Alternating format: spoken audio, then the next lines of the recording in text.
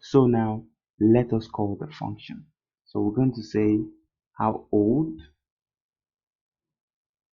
specify a name, and as you can see, we will need to specify something else. We separate them by the comma and specify the age. In this case, I'm specifying 35.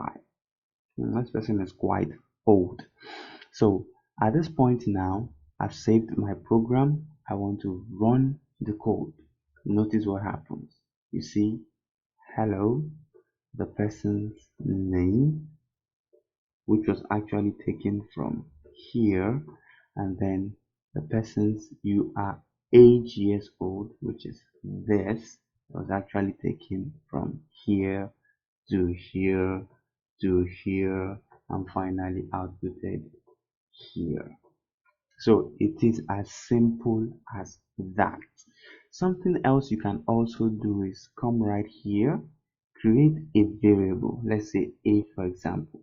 Within the variable, specify someone's name. In this case, I'm specifying this person's name, and then age. In this case, I'm specifying 57. This person must be getting really old. Don't mind me.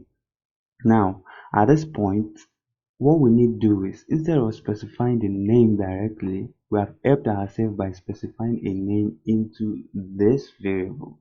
So you just take this variable and just drop it here. Now, instead of specifying the age directly, we have also helped ourselves here.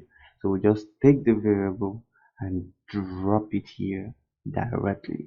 So I'll just save this and refresh this. Notice that this and this will change just now. Very interesting. So functions can be really flexible. They make our code much easy. Functions are really nice simply because we can specify a particular action once and simply call the function to carry it out as many times as possible. So instead of printing hello name you are 8 years old like 700 times, all you need to do is call this how old function anytime you want to make this statement. Isn't that interesting? Now, functions are very, very flexible. Now, we've only been showing you how to output something to the screen using function. What if you don't want to do that? Let's say you just want the function to do something, return the value, and then do something else with that value. Well, there's another interesting thing with functions called returning a value. Now, for us to fully understand this, would have to create another function that does something else. Now we want to create a function that actually returns a value. So what do? I'll just clean all of this up and I will create a function that actually calculates the area of a circle. Okay, so now at this point I need to collect two parameters for this function, which is going to be pi and the radius. Yes, these two values are very important.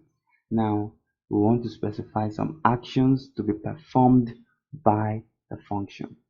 So within the function I could create a variable answer for example and set it to be equal to pi multiply by, I'll open a parenthesis and just say radius multiply by radius. For those of us that paid attention to mathematics in high school, this shouldn't be a problem for us. Pi r square. So we have actually calculated the result here. Send it to this variable. So what are we going to do with this variable? We are going to say return the variable, please. So we are begging the function to actually return this variable. Alright, So that's been said and done, we have created our function that actually calculates the area of a circle. But we are not outputting the result. We are returning the result. So how does this actually work? First of all, we need to send in our values for pi and radius. So how do we do this? I would like to create a constant. You still remember how to do that? Create a constant, name the constant pi, and then set it to its value. That should be 3.142 if I am correct. So we have created this constant and set it to this. Now I also like to create another variable to hold the radius. In this case, I want my radius to be 7. So that's been said and done. At this point, I can now come here and call my function. Circle. Yeah. So do not forget that this function actually requires two parameters. So we are going to put in pi, which is this constant that we created here as the first value, and the second value is going to be the radius, which is already specified here into the variable r.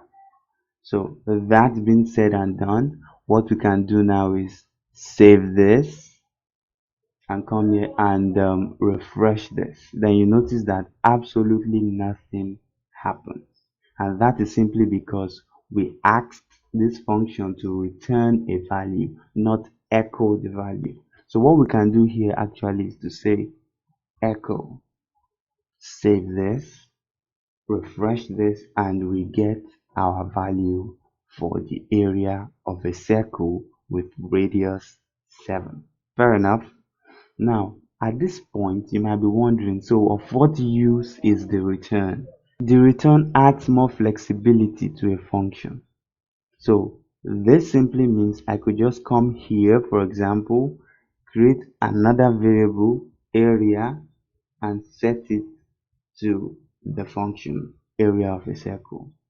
So I can now do anything I like with this value, because currently this value will automatically be set to this variable. So for example, I could just come here and say echo area equals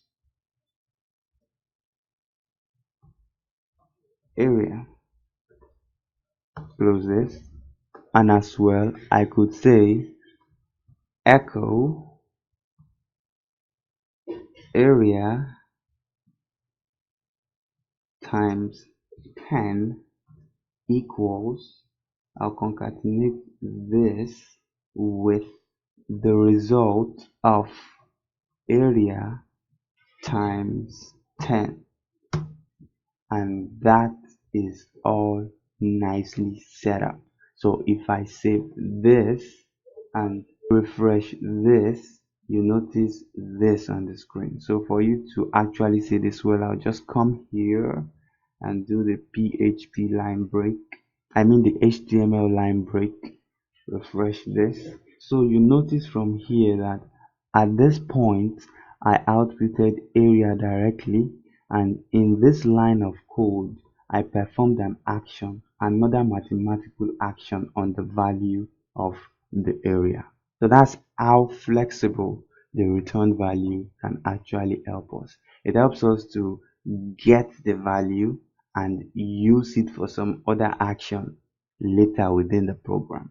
So this is just an introduction to functions in PHP. I hope you have learned a little something. In future tutorials, we'll be going in depth into the use of functions in PHP. But take note and take very good note of this, that functions are very powerful tools in PHP, and you have to learn to use them. So be as creative as you can with functions in PHP. In the next tutorial, we'll be talking about variable scope in PHP. See you then.